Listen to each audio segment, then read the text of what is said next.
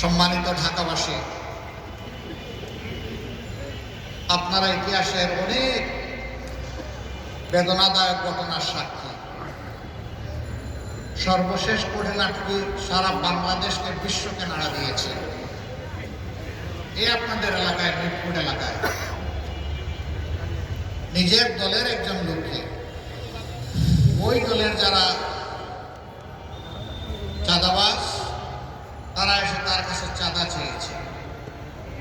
সে চাঁদা দিতে অস্বীকৃতি জানিয়েছে। স্পষ্ট দিবালোকে তাকে দফায় দফায় পাথর মেরে, মৃত্যু নিশ্চিত হওয়ার পরে আবার পাথর মেরেছে, নির্মমভাবে মেরে তাকে খুন করেছে। কর্মীরা চাঁদার নেশায় নিজের ভাইকে, বন্ধুকে, সহকর্মীকে পর্যন্ত ছেড়ে কথা বলে না, জীবনটাই নিয়ে নেয় চাঁদা না পেলে। সেই দল সম্পর্কে আমাদের অনেক চিন্তা ভাবনার প্রয়োজন আছে। ডক্টর